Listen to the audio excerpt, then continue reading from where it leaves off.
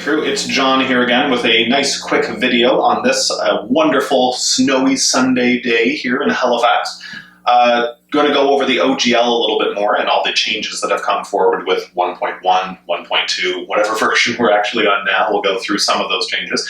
This is a follow-up to the video that I had posted most recently from our channel, which was covering a really scary change that I noticed between the original draft for 1.1 moving to 1.2, which is the version that is now, let's say, open to the public, where we're having some active debate towards that, where in theory, Wizards of the Coast would be listening to the community, taking some of that feedback, and then cramming that into whatever way they see fit to the next iteration of the OGL until they find something that everyone agrees with.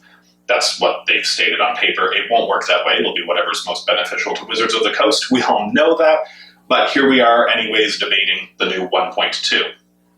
Before we go into some of the details in 1.2, which will be in some future videos, and before I address many of the wonderful comments that I've received on my channel and from the community at large posting on Reddit and on YouTube, I first of all want to say thank you for your attention. Thank you for liking and subscribing the videos. Thank you for putting those comments. They're extremely valuable, and I will be addressing them as they come in. It's given me a lot of material to work with some future videos. But for now, what I want to focus on is just one piece of the OGL 1.1 that has changed drastically in the 1.2 version, and I think that change is going to make or break the entire agreement overall in terms of how Wizards of the Coast deals with third-party providers and what your recourse would be as a new signatory towards that, unless the language changes in 1.3, 1.4, whatever final iteration we have in the hellscape in which we all live. So let's begin with this one clause in 1.1. I've gone over a lot of the text before. We'll make sure that the links are posted in the description for this video too, but you guys are probably familiar with that now, and I do want to iterate 1.1 we know is now no longer happening. Whether that was planned, it wasn't planned, or whether it was leaked and they had some cold feet and had to change something, that's closer to the reality. Then we see that some of the language throughout this contract changed. But one thing that I haven't noticed a lot of other people catching on to just yet was a clause that was originally in the commercial and the non-commercial sections. It was in each of those sections independently. That was covering essentially non-good behavior that Wizards of the Coast wanted to address. So they used words like, we will not accept any racist behavior, sexist behavior, bigoted behavior. I think they had homophobic, transphobic, all of those key words that we would probably want to have excluded as a community. And essentially what they said is they lumped all of that together, as well as anything that would be called otherwise discriminatory. And they said, we do not accept this under any condition, and we don't even need to have a lawsuit towards that. We just don't accept it. They had a fairly long comment towards it explaining how Dungeons and Dragons is for everybody. Wizards of the Coast is a company that stands for all the diversity and wonderfulness that we want to have, and none of this is acceptable, full stop. Okay, great. Here's the important part with that. They didn't include that in the contract. They did not include that as OGL 1.1. What they did is they put that into a comment. And those comments were then all excluded from the document in a legal sense near the end of the document, where they had section XV, so that would be section 15, because it's under Roman numerals, .b. And what that did is it excluded all the comments, as well as all the links that would have actually been in that original document. I know many of the links just went to Wizards' homepage because it wasn't fully populated, given that it was leaked. After all, since it was leaked, they didn't have a lot of those links populated, but what that allowed them to do is to say all of the comments that we've made to try to explain the situation, all of the comments that we've made to explain our thought process here, and some of those fun jokes that we put in while we were attempting to take all of your money through licensing fees and from actually taking that and reporting on your income for you, all of those aside jokes that we had aren't part of the contract. You're not agreeing to any of that. We're using this to help explain because we're helpful and nice. And we like being nice, and we're certainly not trying to take your money. We're just explaining and being nice. Nice. Everyone likes nice. The important part was they got all of their strong worded letter language in there, but it's not actionable in any way. Under 1.1, they couldn't actually do anything short of suing you, and they certainly had some well-meaning means to be able to do that, but they couldn't just cancel your work because they deemed that it was racist. Fair enough. That would be a difficult thing to do in the state of Washington or in the United States in general. Many countries, like where I live in Canada, actually do have hate laws, which would make it a lot easier to cancel a contract without even stating it throughout the contract. Doesn't mean that it's possible, but the penalties are far more strict. And the important part is it's written into our criminal code that that is already illegal behavior. That isn't true across all of the states. That certainly isn't true from a federal level across the United States. There are exceptions to that. No one wants to see this type of behavior, obviously, but because it's left open to a lot of interpretation, most contracts can't have something like that. Here's where the language gets really interesting, though. On the draft for 1.2, which is still being debated, it's not like this is in place today, but this is the first draft of what Wizards is publicly stating we would like to put in place. And we're open to debate on it, but this is what we would like to have in place for that.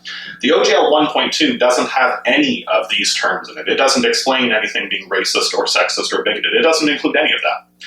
What it includes is a similar clause that goes over that you're not allowed to have anything that would be deemed harmful or discriminatory. That one's sort of similar to this one here. Illegal, that one's an easy to understand one. They have to make sure that everyone's abiding by the law as well. Obscene, which is an interesting one. Harassing, which is also interesting. And that this covers either your content or your conduct as a creator as well. Whether it's your conduct just within the realm of what you're doing for using Wizards of the Coast's intellectual property, or whether it's your conduct ad infinitum to the rest of time, it doesn't specify. But it could be the latter. It could include your conduct at any point in time for using this here. Essentially what it says is, if you engage in any of that behavior, and that behavior is determined to be engaged in by you, if Wizards of the Coast says that they feel you've done that, that's it. You don't have an arbitration process. There's no court that would get involved towards that. If you've done any of that behavior, you are now dismissed from the OGL 1.2 immediately. That doesn't mean they have the ability to come and retroactively try to take back money from anything that you sold under OGL 1.2, but it would mean that that moment, as soon as you're notified that that's over, there's no warning time frame or anything like that. They could warn you if they wanted to, but the contract doesn't specify anything. If they stated that you've indicated, or that you've engaged, in harmful behavior, that's it. You're now no longer allowed to sell anything that you would have had under OGL 1.2. You're just out of that. It's done. They have also stated that clearly as a clause of the contract. It's no longer in as a comment section. It is an official clause within contract 1.2 or within OGL 1.2. That means it is part of what you'd be signing to. It would be legally binding. Now, an important note for anything that's legally binding, obviously signing onto a contract doesn't mean you don't have recourse. You can decide to hire a lawyer, you can decide to go to court or attempt to go to court, even when you've signed a contract stating that you won't do that. It is possible to fight that clause, to say there are special circumstances that warrant this. But you'd not just be fighting an uphill battle, you'd be fighting an uphill battle upside down, all the way past Mount Everest, all the way to every largest mountain that we've known or created through all of our worlds that Wizards of the Coast is going to take out from under us. All of those mountains don't surmise or don't add up to the same amount of mountain climbing you'd have to do to try to imagine you could get out from that level of contract. Is that even legal for them to put in? It is. They're allowed to put in those types of conditions in the state of Washington. They are able to include all of those. And some of these have some loose legal definitions that they would probably have to follow through on. Harmful, for example, does have some case law within Washington state, where Wizards of the Coast is located, and where you'd be agreeing everything would be arbitrated should it need to go to arbitration or to court, were you to sign on to OGL 1.2. If you could sign on to it today, of course, so again, all just a draft. If you did that, there is some case law that would suggest that perhaps they would have to follow some sort of legal definition of harm, but there's no guarantee of that. In other words, if Wizards of the Coast feels that your content is harmful to them or to anyone else in any way, that's it. There is no discussion about it unless they want there to be one. There is no recourse or penalty that you would pay unless they want there to be one. You're just done with the OGL, and anything that you produce from that moment on would be illegal, and they could pursue you for it. That's very different from what it was under 1.1, where this was guidelines that they're essentially stating, we don't stand for this type of behavior, and you shouldn't stand for that type of behavior either. Most people are probably not fighting this particular one here. These other ones, as to whether it's harmful or discriminatory, much of that would be included under these things here as well, but it also is up to Wizards' arbitration as to what that is. It is just their personal decision. At any point in time, were you a signatory to OGL 1.2? I can't imagine anyone continuing to operate under that OGL unless Wizards wants them to. So in terms of stopping any competitor that they might have, they just get to stop the competitor by saying, hey, competitor, hey, Paizo, hey, whichever individual producer that they don't want producing things for them, that they're kind of stuck accepting producing things in Wizards of the Coast's mind. We don't want you to produce this anymore, and we're going to stop you because it is, let's just roll the table here. It's obscene. It's obscene. Your material's obscene. And Paizo can't turn around and say, what's obscene about it? Like, you'd have to prove that. No, they don't. The OGL would state, if we determine it's obscene, Wizards of the Coast has said it's obscene, we've decided we're a very staunch Amish company now, so just about anything you would do is deemed obscene, and you're out. And then they can have a different standard for someone else. They don't have to be consistent with that standard. They don't have to decide which companies they're applying it to and which not. They don't have to publicly disclose any of that. It's just up to them. If they want you to not be part of it, all they have to do is state, in our opinion, our personal biased opinion, you have failed one of these clauses in either your content or your conduct. Your content could even be perfectly fine, but you as an individual, we've determined you're obscene in some way, and it's done. Something you've done, we've determined is obscene, or someone on our behalf has determined is obscene. It's to our benefit to listen to that person, so we're listening to them, and you're done. You no longer operate under the OGL. That's terrifying, and it is something that's acceptable under Washington state law at the moment. Like all things, someone could fight that in court. Tell me most of the content producers have the types of resources to be able to fight that. Paizo might. Maybe some of the larger ones have that ability. None of them are anywhere close to as large as Wizards of the Coast, who is nowhere close to as large as Hasbro, so they definitely have the upper hand, but there are probably a few Davids out there that could take down Goliath. But would they take that risk? Would they do anything to even suggest that they could find that kind of money, time, and resources, and probably have to go through the process of stopping to sell their products along the way to get to that point? I don't know. I don't see it happening. I see that as being a death knell to anyone attempting to compete with Wizards of the Coast if anyone's trying to sign on to the OGL 1.2.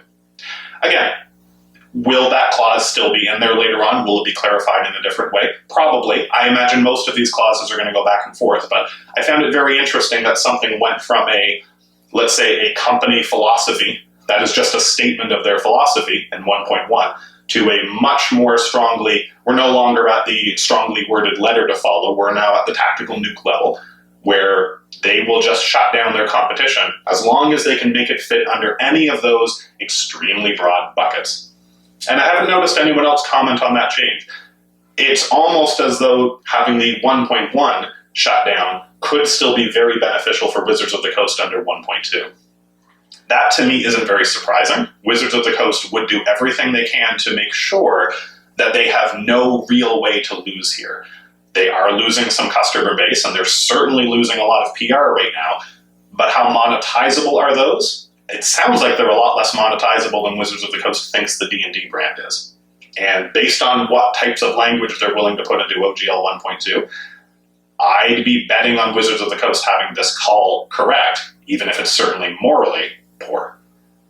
Until next time, I'll produce some other videos here towards some of the other comments and questions that we have, but there's a lot more to cover under the OGL, and if that's the type of content you guys want to see, let me know in the comments. Give me a subscription, hit that bell, hit it around, and just make sure when you hit the bell that it's neither harmful, discriminatory, illegal, obscene, or harassing in any way, or else Wizards of the Coast will find us and shut this down too, because maybe they can do that.